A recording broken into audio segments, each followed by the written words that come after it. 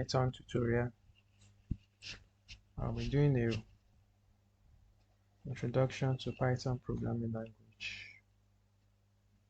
So for this tutorial, I'll be using Python IDO.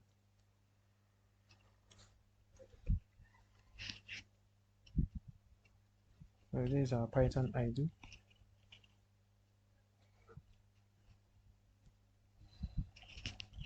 So the first thing we'll be doing is arithmetic operators.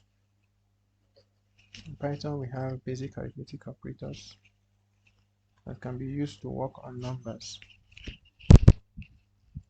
So we can have 2 plus 2, which gives us 4. We have 5 minus 4 gives us 1. We have 12 divided by 3 gives us 4.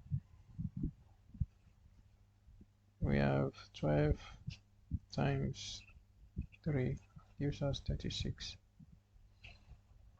We have 12 modulus 5 will give us 2. That is the remainder of the division of 12 by 5. Then we have 12 divided by 5 give us 2. So that is normally if we say 12 divided by 5 give us 2.4. So 12 double division sign divided by 5 will give us 2, which is the number before the decimal number. So in Python we have what we call data types. In Python we have float, we have boolean, we have int, and we have string. These are the 4 major data types we have in Python. For instance, we have a, which is a variable, equals to 5. We can check the data type by saying print type a, which will give us class int, indicating that the data type of a is int, that is integer. So if we say b, which is a variable name, equals to 9.6, we say print type b is going to give us float because this is a decimal value. So if we say hungry equals to true, if we say print type hungry, tell us bool, that is a boolean integer. So if I say that's a boolean data type, so if I say name equals to Lizzie, if I say print name, if I say print type name, to give us string. So these are the basic data types we have in Python programming language. So the operators we have in Python, we have addition, we have modulus, we have subtraction, we have division, we have multiplication, and we have floor division. Floor division, that is one with double division sign. So we have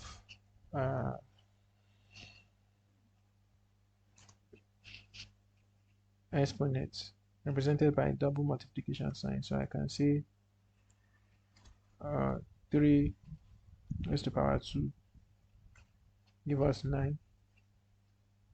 4 raised to 3 give us 64. Okay, so another thing we need to know is test. So Python also can manipulate test just as it manipulates numbers. So but the operation on test is different from that of numbers. We have what we call concatenation of words, which we do using the addition sign. So I can have name is equals to Lizzie, and I have Nick is equals to Flavor Girl. So if I want to concatenate these strings together, I can say concatenate equals to name plus Nick. So if I print concatenate, it's going to give me Lizzie Flavor Girl. So it has joined the two tests together. So in Python, tests are represented by double quotation marks or single quotation marks.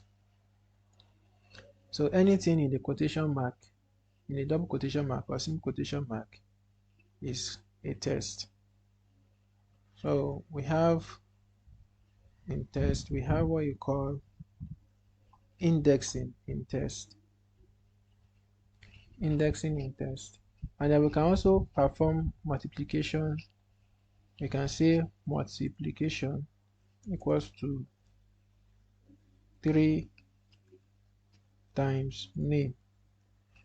You can say print, it will multiply the test several times. So you have Lizzie, Lizzie, Lizzie 3 times. If you multiply by 4, it will be Lizzie, Lizzie, Lizzie 4 times.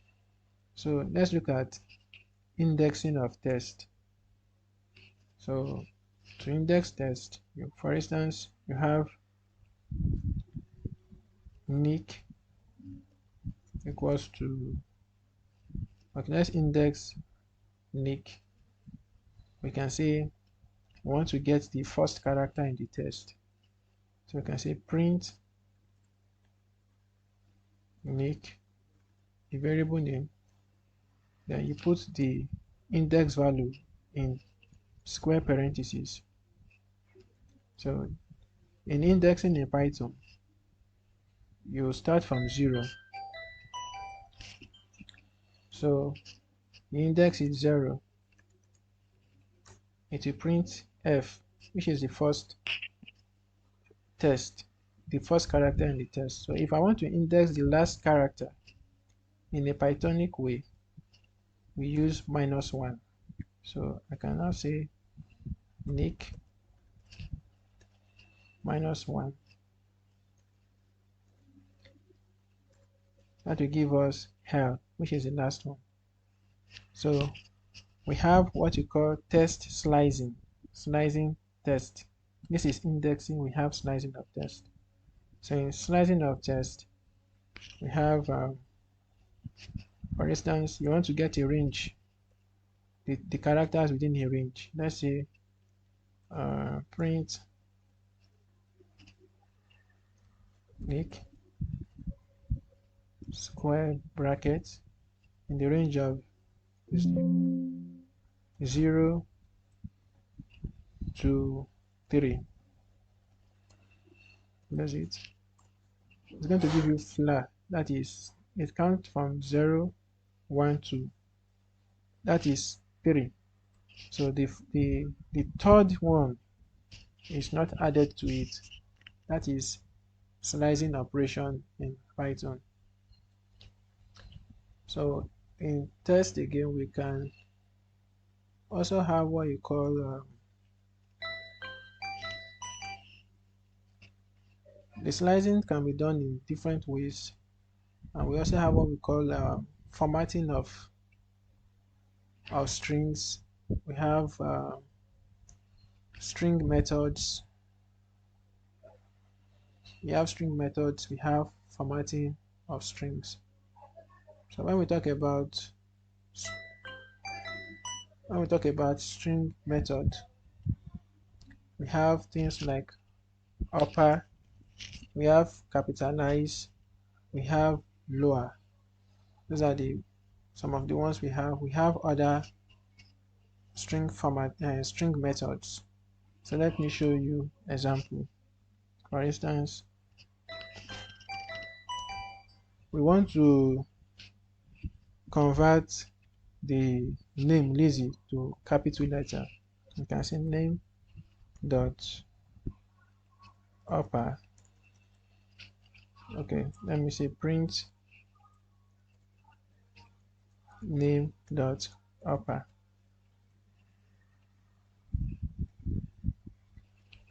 So it will give me Lizzie, everything in capital letter. So if I want to make everything small case, I can say print name dot lower. Everything is a small case. So if I want only the first letter to be uppercase, like in this flavor girl, I can say print nick dot capitalize. Okay, so it has brought it out capitalize. So flavor girl, the F now has been capitalized. So that is method in string. So we also have string formatting. So for instance, we have name. So I want to format the string. I can say print F, my name is, I'll use a curly bracket in between and I will write my variable name. Then I will say, and my nick name is Nick. So if I press enter, it's going to tell me my name is Lizzie and my nickname is Flavor Girl. So the string has been formatted. There's another way to do it. I can say print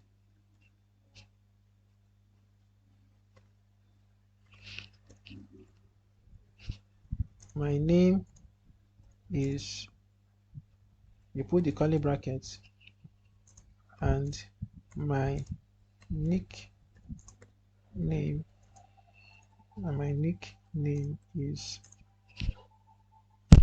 you put another curly bracket and you say dot format, open the bracket, then you add the variable name in the order in which you want it to come. The first one is name, comma, second one is nick. So it should, if I press enter now, it's going to give me the same result as the first one.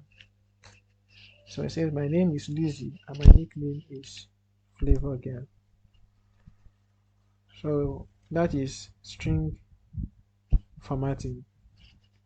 So the next thing we'll look at is the if statement. So if statement is used to make decision, to choose from a number of decisions. So I'll use the 5. So I want to look at if statement. So for instance, we have a condition like sunny is equal to true, and we have rainy. So I can say if sunny print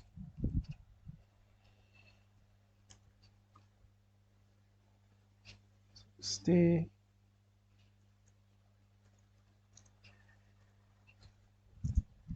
indoors,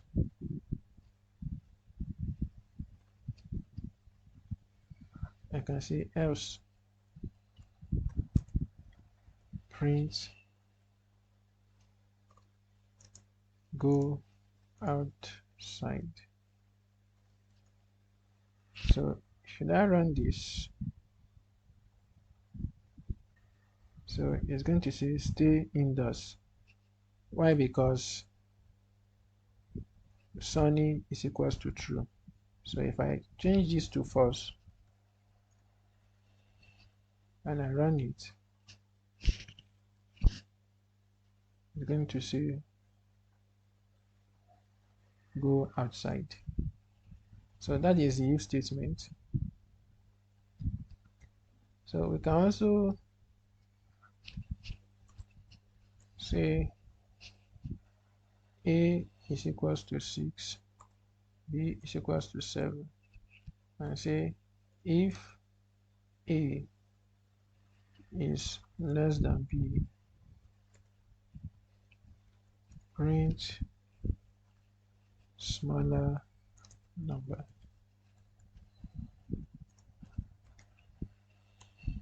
Else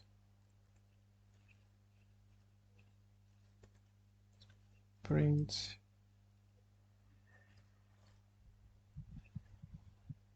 B is bigger.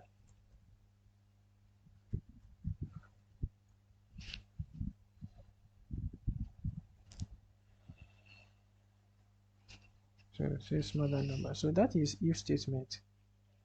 That is how we operate on if statement. So we can be testing more than one condition, which will make us to make use of the else if statement, which in Python is referred to as elif. So we also have, let's do one on elif,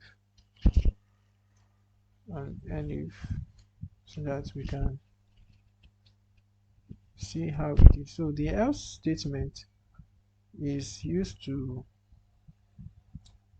end the if statement in most cases. So it is Pythonic to use an else statement to end your if statement.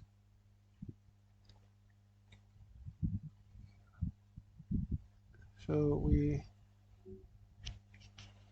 I want to give some examples on if statement, if else, elif statement, sorry, that has to do with elif. So let's see.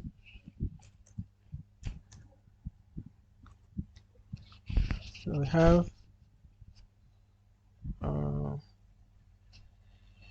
let's see, find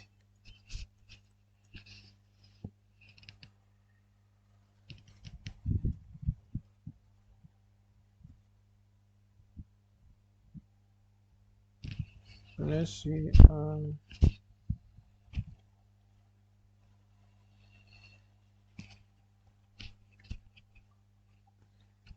if a, okay, let's see, a is equals to 60, let's say b equals to,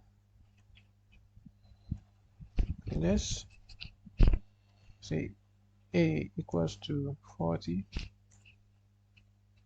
b equals to 50, c equals to 90. So you can say if c is greater than or equal to, if c is less than, if a less than or equals to 40,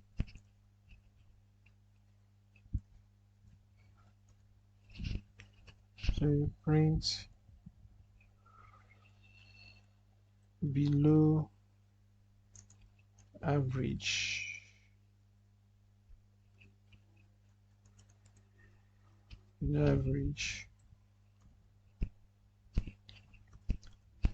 Elif. So you want to check another condition again. if b is greater than or equal to 50, you can say print good.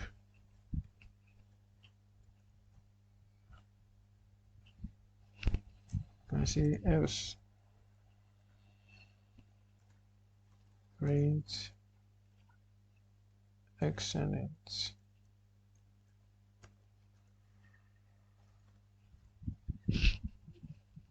So let's comment this one out. Comment it out. So we run it. So below average. So if you look at the code, it executed this condition and stop because this condition has been met already. So it will not proceed. So there's another thing we need to check is user input. How to get user input from the user. So the keyword to use is input. So for instance, I want to get a number. I can say x is equals to input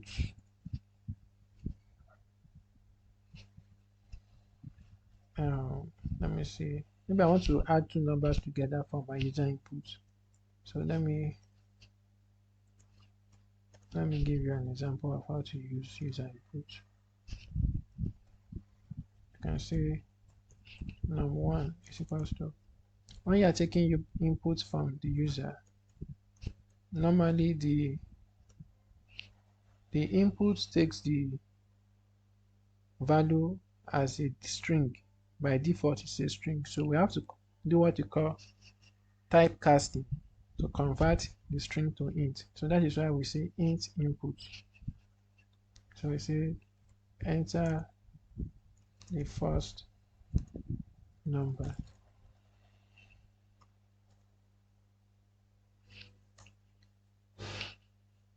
So the first number. So I can go ahead and say num2, second number is int input.